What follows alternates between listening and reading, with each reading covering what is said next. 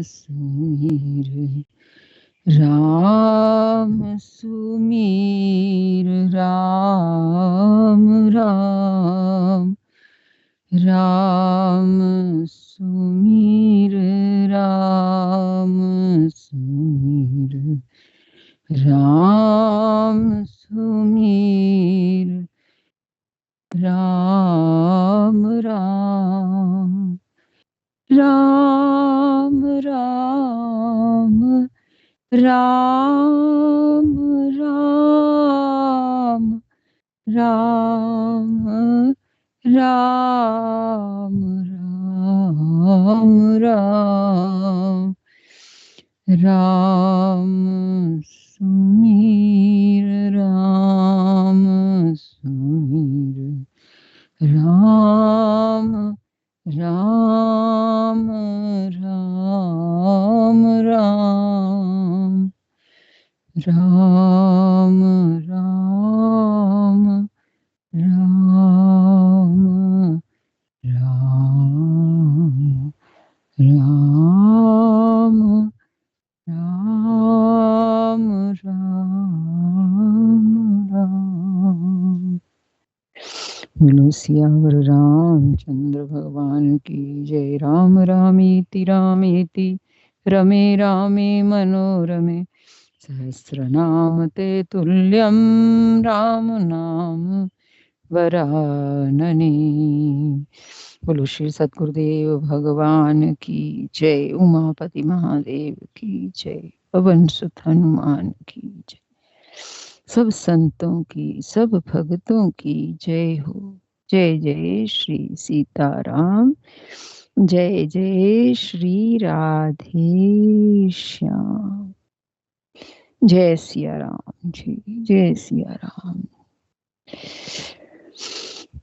हम पढ़ रहे हैं लंका कांड में दोहा संख्या 104 पर पहुंचे थे कल। अहनाथ रघुनाथ सम कृपा सिंधु नहीं आन, जोगी वृंद दुर्लभ गति तो हे दीन भगवान। सियावर राम जय जय राम, मेरे प्रभु राम करो कल्याण। इस समय मंदोदरी विलाप कर रही है, रावण के शव के सामने बैठ करके कह रही है, हे नाथ, श्री रघुनाथ जी के समान कृपा का समुद्र दूसरा कोई नहीं है। जिन भगवान ने तुमको वह गति दी जो योगी समाज को भी दुर्लभ है। रावण के अंदर गुण थे तो दोष थे, गुण भी थे, जो भी था, लेकिन दोषों की तो संख्या इतनी बताई है, फिर भी भगवान ने उसको क्षमा करके अपने में ही समा लिया। उसका तेज भगवान के मुख में समा गया। भगवान इतने दयालु हैं कि भगवान ने वो गति दी उसे जो योगी समाज को भी दुर्लभ है। मंदोदरी वचन सुनि काना, सुर मुनि सिद्ध सबई सुख माना। अज महेश नारद सनकादि, जे मुनिवर परमार्थ बादी। मंदोदरी के वचन कानों से सुनकर देवता, मुनि और सिद्ध सभी ने सुख माना। ब्रह्मा, महादेव, नारद और सनकादि तथा और भी जो परमार्थवादी हैं, परमात्मा के तत्व को जानने और कहने वाले श्रेष्ठ मुनि थे, उन्होंने भर लोचन रघुपत ही निहारी, प्रेम मगन सब भये सुखारी। रुदन करत देखी सब नारी, गयउ विभीषण मन दुख भारी। वे सभी जो श्रेष्ठ मुनि, नारद, सनकादि आदि सब भगवान के उनके ऐश्वर्य को, उनके पराक्रम को देखने के लिए आए हैं कि उन्होंने रावण जैसे दुष्ट का वध किया है, वे सभी रघुनाथ जी को नेत्र भर कर निरख कर प्रेम मगन हो गए और अत्यंत सुखी हुए। अपने घर की सब स्त्रियों को रोती हुई देखकर विभीषण जी के मन में बड़ा भारी दुख हुआ और वे उनके पास गए। बंधु दशा बिलोक दुख कीना, तब प्रभु अनुजहि आय सुदीना। लक्ष्मण ते बहुविधि समझायो, बहुर विभीषण प्रभु पहि आयो। उन्होंने भाई की दशा देखकर दुख किया। तब प्रभु श्री राम जी ने छोटे भाई को आज्ञा दी कि जाकर विभीषण को धैर्य बंधाओ। विभीषण जी के पास गए हैं राम जी। जब देखा उन्होंने स्त्रियां बहुत रो रही हैं, तो घर की स्त्रियों को रोते हुए देख करके राम जी ने विभीषण को जाकर के कहा है कि तुम जाओ, उनकी दशा देखी नहीं जा रही। वो तो विभीषण भी गए हैं, उन्होंने देख करके दशा देख करके दुख किया। तब प्रभु श्री रामचंद्र जी ने छोटे भाई को आज्ञा दी कि जाकर विभीषण को धैर्य बंधाओ। लक्ष्मण जी ने बहुत प्रकार से उन्हें समझाया, तब विभीषण प्रभु के पास लौट आए। स्त्रियों को समझाया बहुत, तब प्रभु के पास आ गए हैं विभीषण लौट करके। कृपा दृष्टि प्रभुता ही बिलोका। क्या सुंदर बात है कि प्रभु ने उनको कृपा पूर्ण दृष्टि से देखा और कहा, करहु क्रिया परिहरि सब शोका, कीन क्रिया प्रभु आय सुमानी, विधिवत देश काल जी जानी। सब शोक त्याग कर रावण की अंत्येष्टि क्रिया करो। प्रभु की आज्ञा मानकर और हृदय में देश और काल का विचार करके विभीषण जी ने विधि पूर्वक सब क्रिया की। कहते हैं प्रभु ने उनको कृपा पूर्ण दृष्टि से देखा तो उनका शोक भी मिटा। तो उन्होंने विभीषण जी ने अब शोक त्याग करके उनको कहा है कि तुम रावण की अंत्येष्टि करो। प्रभु की आज्ञा मानकर और हृदय में देश और काल का विचार करके भीषण जी ने विधि पूर्वक सब क्रिया की। सब क्रिया की। मंदोदरी आदि सब देई तिलांजलि ताही, भवन गई रघुपति गुण गन बरनत मन माई। सियावर राम जय जय राम, मेरे प्रभु राम करो कल्याण। फिर मंदोदरी आदि सब स्त्रियां उसे रावण को तिलांजलि देकर मन में श्री रघुनाथ जी के गुण समूहों का वर्णन करती हुई महल को गई हैं। बहाने से उन्होंने प्रभु के दर्शन भी कर लिए। सब स्त्रियां जो वहां पर चली आई हैं जहां धड़ था, कहते हैं सिर तो रावण का वहीं जाके गिरा था मंदोदरी के पास, अब वो रावण के शव के पास आई हैं। शव क्या है, उसके शरीर के 2 टुकड़े करके डाल दिया था भगवान ने, तो फिर भी वो वहीं आकर विलाप कर रही हैं। और भगवान की जब कृपा दृष्टि हुई है तब उनका शोक जो है वो कुछ कम हुआ है। वो भगवान का वर्णन करती हुई गुण समूहों का और महल को गई हैं। आई विभीषण पुनि सिर नायो, कृपा सिंधु तब अनुज बुलायो। तुम कपीस अंगद नल लीला, जामवंत मारुति नय सीला। सब मिल जाहु विभीषण साथा, सारे तिलक कयऊ रघुनाथा। पिता बचन में नगर न आवऊं, आप सरिस कपि अनुज पठावऊं। सब क्रियाकर्म करने के बाद विभीषण ने आकर के पुनः सिर नवाया। तब कृपा के समुद्र श्री रामचंद्र जी ने छोटे भाई लक्ष्मण जी को बुलाया और श्री रघुनाथ जी से कहा कि तुम वानर राज सुग्रीव अंगद नील नल जामवान और मारुति सब नीति निपुण लोग मिलकर के विभीषण के साथ जाओ और उन्हें राज तिलक कर दो। पिताजी के वचनों के कारण मैं नगर में नहीं आ सकता, पर अपने ही समान वानर और छोटे भाई को भेजता हूँ। विभीषण से यह भगवान ने कहा है कि मैं तो नहीं जा सकता गांव वहां शहर में, राज तिलक कर दो। पिताजी के वचनों के कारण मैं नगर में नहीं आ सकता, पर अपने ही समान वानर और छोटे भाई को भेजता हूँ। उनका राज तिलक करने के लिए भगवान ने आज्ञा दी है। तुरत चले कपि सुन प्रभु वचना, कीनी जाय तिलक की रचना। सादर सिंहासन बैठारी, तिलक सारी स्तुति अनुसारी। प्रभु के वचन सुनकर तुरंत वानर चले हैं और उन्होंने जाकर राज तिलक की सारी व्यवस्था की है। आदर के साथ विभीषण को सिंहासन पर बैठाकर राज तिलक किया है और स्तुति भी की है।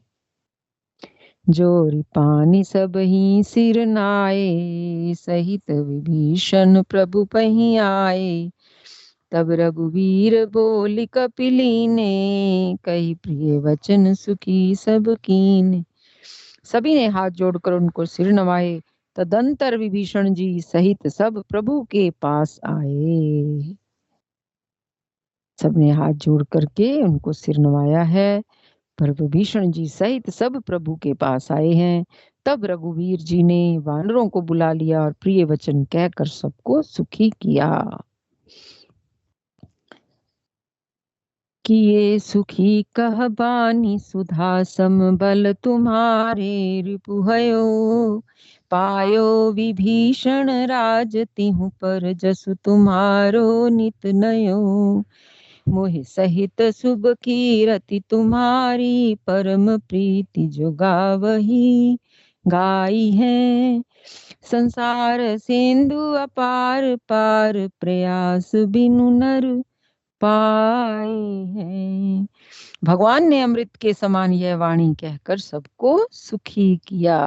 किए सुखी कह बानी, भगवान की वाणी से सब सुखी हो गए। कैसी है वाणी भगवान की? सुधा सम, जैसे अमृत में, अमृतमय वाणी है। बल तुम्हारे रिपु भयो, तुम्हारे ही बल से ये प्रबल शत्रु मारा गया है और विभीषण ने राज्य पाया है। इसके कारण तुम्हारा यश तीनों लोकों में नित्य नया बना रहेगा। जो लोग मेरे सहित तुम्हारी शुभ कीर्ति को परम प्रेम के साथ गाएंगे, वे बिना ही परिश्रम इस अपार संसार सागर को पार पा जाएंगे। प्रभु के वचन श्रवण सुनी, नहीं अघाही कपि पुंज। बार बार सिर नावही, गहई सकल पद कंज। सियावर रामचंद्र की जय, पवन सुत हनुमान की जय। प्रभु के वचन कानों से सुनकर वानर समूह तृप्त नहीं होते। वे सब बार बार सिर नवाते हैं और चरण कमलों को पकड़ते हैं। भगवान बहुत कम बोले हैं, और जब बोले हैं तो भगवान का अमृत के समान जो वचन है वो भक्तों के हृदय में जैसे घर कर गया है। प्रभु के वचन कानों से सुने हैं उन्होंने। पुनि प्रभु बोल लियो हनुमाना, लंका जाहु कहु भगवाना। समाचार जान कई सुनावो, तस तस तासु कुशल ले तुम चली आयो। फिर प्रभु ने हनुमान जी को बुला लिया। भगवान ने कहा, तुम लंका जाओ और जानकी जी को सब समाचार सुनाओ और उसका कुशल समाचार लेकर तुम चले आओ। तब हनुमंत नगर महु आए, सुन निश्चरी निशाचर धाये। बहु प्रकार तिन पूजा कीनी, जनक सुता दिखाई पुनि दीनी। तब हनुमान जी नगर में आए हैं। यह सुनकर राक्षस राक्षसी उनके सत्कार के लिए दौड़े हैं। उन्होंने बहुत प्रकार से हनुमान जी की पूजा की और फिर जानकी जी को दिखला दिया। दूरते प्रणाम कपि कीना, रघुपति दूत जानकी चीना। कहु तात प्रभु कृपा निकेता, कुशल अनुज कपिसेन समेता। हनुमान जी ने सीता जी को दूर से ही प्रणाम किया। जानकी जी ने पहचान लिया कि ये वही रघुनाथ जी का दूत है और पूछा, हे तात कहो, कृपा के धाम मेरे प्रभु छोटे भाई और वानरों की सेना सहित कुशल से तो है ना। सीता जी पूछ रही हैं कि सब कुशल है ना, छोटे भाई के सहित भगवान राम अपनी वानरों की सेना के सहित कुशल से तो है ना। सब विधि कुशल कौशलाधीसा, मातु समर जीत्यो दस सीसा। अविचल राज विभीषण पायो, सुन कपि वचन हर्षि उर छायो। हनुमान जी ने कहा, हे माता, कौशलपति श्री राम जी सब प्रकार से सकुशल हैं। हे माता, कौशलपति श्री राम जी सब प्रकार से सकुशल हैं। उन्होंने संग्राम में 10 सिर वाले रावण को जीत लिया है। अब हनुमान जी ने सूचना दी है सीता मैया को कि राम जी ने 10 सिर वाले रावण को जीत लिया है।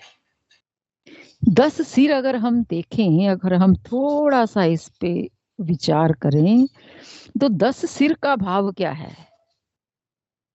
10 सिर होना, कहते उसका सिर बहुत बड़ा है, 10 सिर के बराबर है। तो कैसा होगा वो? 10 सिर का भाव ये है कि उसकी बुद्धि इतनी चतुर है, 10 के बराबर 1 की बुद्धि है। चारों तरफ उसका दिमाग चलता है। ऐसे व्यक्ति को हैंडल करना कोई आसान काम नहीं है। वैसे तो सिर लगा देते हैं, 10 सिर लगा देते हैं, लेकिन अगर हम इसको थोड़ा सा गहराई से सोचें कि 10 सिर वही है जिसकी बुद्धि अत्यंत तीक्ष्ण है। जितना काम 10 व्यक्ति सोचते हैं, करते हैं, उतना वो अकेला ही कर लेता है। इतना उसका तीव्र दिमाग है। तो ऐसे व्यक्ति को भगवान ने मारा है। क्यों? उसके पास देखो माया शक्ति की भी कोई कमी नहीं है, शारीरिक बल की भी कोई कमी नहीं है, सेना की भी कमी नहीं है, धन धान्य की भी कमी नहीं है, हथियारों की भी कमी नहीं है। चारों तरफ से वो संपन्न है। कहते हैं वो जो रावण था ना, वो नक्षत्रों की गति भी जानता था। अपने अपने बल से, अपने बुद्धि बल से वो उनकी गणना कर लेता था और उनको वश में कर रखा था उसने, नक्षत्रों को, देवताओं को, क्योंकि बुद्धि इतनी उसकी। अपने बुद्धि बल से उसने सबको वश में कर रखा था। 10 सिर से सोचता होगा तो कितना सोचता होगा वो, करता भी होगा। हाथ भी 10 हैं उसके। कहने का भाव ये है कि जब भगवान के साथ हम जुड़ जाते हैं ना, तो कैसी भी परिस्थिति में हो और कैसे भी व्यक्ति से हमारा पाला पड़े, हमारी जीत ही होगी, अवश्यंभावी, क्योंकि प्रभु हमारे साथ हैं। हम भगवान के साथ हैं, भगवान हमारे साथ हैं, भगवान हमारे हैं, हम भगवान के हैं। तो हम कैसी भी परिस्थिति से बाहर निकल आएंगे। कितना भी कोई व्यक्ति दुष्ट हो या जो भी कह लो, कैसा भी व्यक्ति हो, तो हम हम अवश्यम भावी जीत सकते हैं। हमारे जीवन में किए हुए सब दुष्कर्म कर्म जो भी जाने अनजाने में हुए हों, अगर प्रभु हमारे साथ हैं तो हम जीत ही जाएंगे। भगवान ने 10 सिर वाले रावण को जीत लिया। विभीषण ने अचल राज्य पाया है। और हनुमान, विभीषण कौन है? राम जी का भक्त है, जन्म जन्मांतर का भक्त है वो, कोई आज का नहीं है। विभीषण ने अचल राज्य प्राप्त किया है और हनुमान जी के वचन सुनकर सीता जी के हृदय में हर्ष छा गया, खुश हो गई सीता जी। अब समय हो गया है और इसका ये छंद का पाठ कल करेंगे कि सीता जी कितनी प्रसन्न हुई हैं कि अति हर्ष मन तन पुलक लोचन सजल कह पुनि पुनि रमा। रमा कौन है? सीता जी को रमा भी कहते हैं क्योंकि लक्ष्मी जी का स्वरूप है, भगवान राम विष्णु स्वरूप हैं। तो अति हर्ष से रमा ने क्या कहा, ये कल पढ़ेंगे पाठ, आज यही विश्राम। बड़े प्रेम से पढ़ने वाला छंद है ये। जय श्री राम, जय श्री राम। पवन पुत्र हनुमान की जय। उमा